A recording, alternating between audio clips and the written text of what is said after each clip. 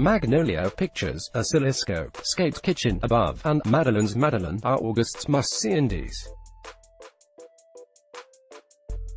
In two wondrous movies opening this weekend, teen girls amble through separate corners of New York City, desperate for a sense of belonging. There's Camille, Rochelle Vinberg, at the center of Skate Kitchen, who befriends a skateboarding collective in a Lower East Side park, ignoring the mandates issued by her worried single mother, Elizabeth Rodriguez.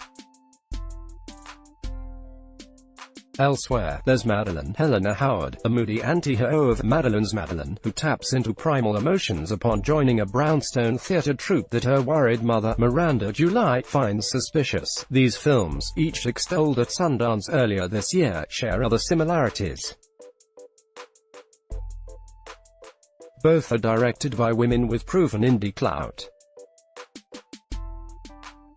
Skate Kitchen comes from Crystal Moselle, who stoked curiosity with her 2015 documentary, The Wolfpack. Madeline's Madeline is the work of Josephine Decker, an experimental genre bender whose previous feature was the micro-budget thriller Thou Wast Mild and Lonely. Moselle and Decker, purveyors of dreamlike aesthetics, both had chance encounters that led them to this moment, and, for our sake, thank goodness they did.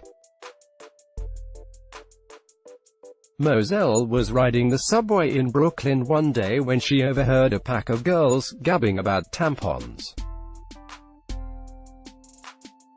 Lured by the charisma, Moselle discovered that they had formed a skateboarding outfit called the Skate Kitchen, a refuge for outdoorsy adolescents of varying races and sexual identities. He thought to turn the story into a documentary, until a Sundance programmer suggested something more eclectic, a fictional film that stars the real girls and borrows from the real personas. Magnolia Pictures directed Crystal Moselle and actress Rochelle Vinberg on the set of Skate Kitchen. The resulting collaboration was so sisterly, Moselle said, that the principal cast has now spent the better part of 2 years basically living at her house. The Skate Kitchen are building something, and I've been a big part of that process with them, she said. I think I kind of guide them along the way.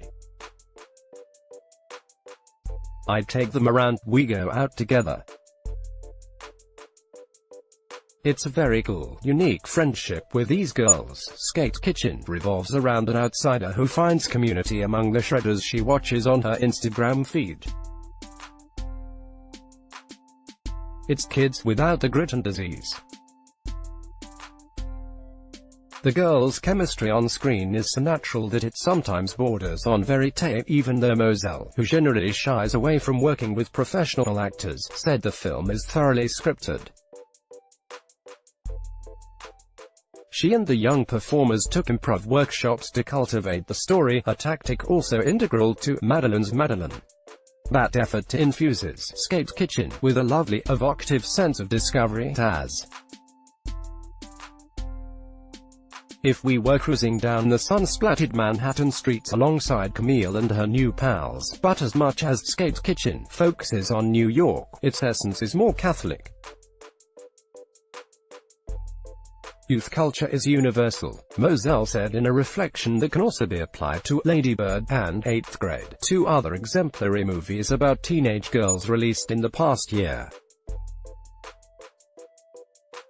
As for Decker, her chance encounter occurred while judging a teen arts festival in New Jersey.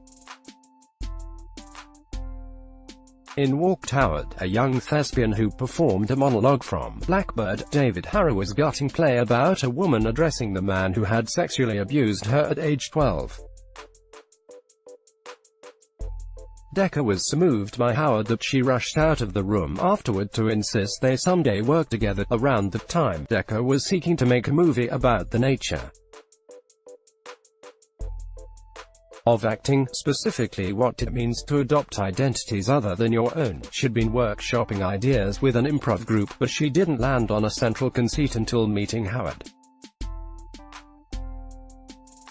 channeling the otherworldly enchantments of Alice in Wonderland, and Morris Sendak's Higgledy-Piggledy Pop, or There Must Be More to Life, combined with the surreal trance of The Diving Bell and the Butterfly. Decker concocted a hypnotic portrait of a troubled adolescent who steps into an alternate mindset under the tutelage of an exploitative theater teacher, Molly Parker. Madeline's Madeline plays like a psychological thriller about emotional camouflage, domestic turbulence and possible mental illness. Being alive is a problem of being insane, and then you are constantly trying to solve that problem, Decker said.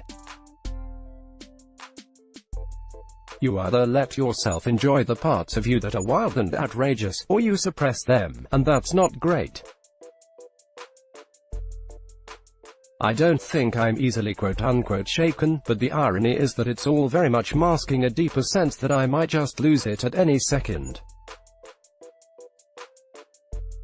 I really appreciate making work about people who feel like they do lose it. Oscilloscope director Josephine Decker and her cast on the set of Madeline's Madeline, the two movies, open in limited release and expanding to additional theaters throughout August and September, have different relationships with the famous faces who take a backseat to the rookie co-stars.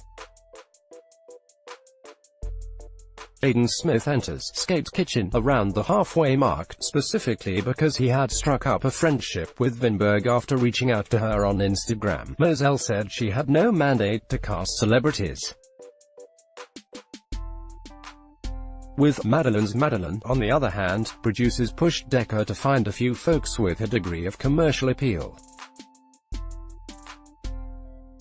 That led her to Julia and Parker of House of Cards and Deadwood fame, two veterans who have worked almost exclusively in independent film, edgy theater and prestige television. Moselle and Decker, both in the late 30s, said they knew they wouldn't budge on the lead actresses, though, and thankfully no one asked them to.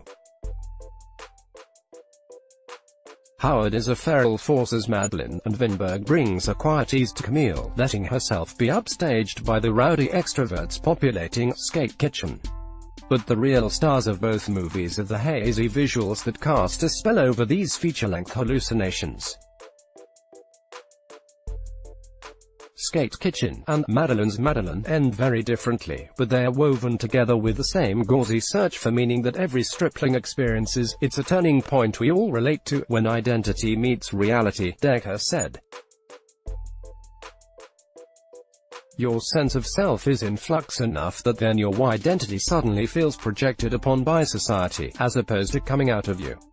And then you have to make these difficult choices about what is my identity, and who is me. I think that's a thing that all of us grapple with at all phases of our life. But we all felt it very deeply as a teenager. Related coverage. We asked Greta Gerwig to explain 7 cultural references from Lady Bird. That time Bo Burnham wrote a sappy letter to Enya for 8th grade. The best movies of 2018 so far. Download before you go. More movies. Skate Kitchen, Josephine Decker, Madeline's Madeline, Crystal Moselle.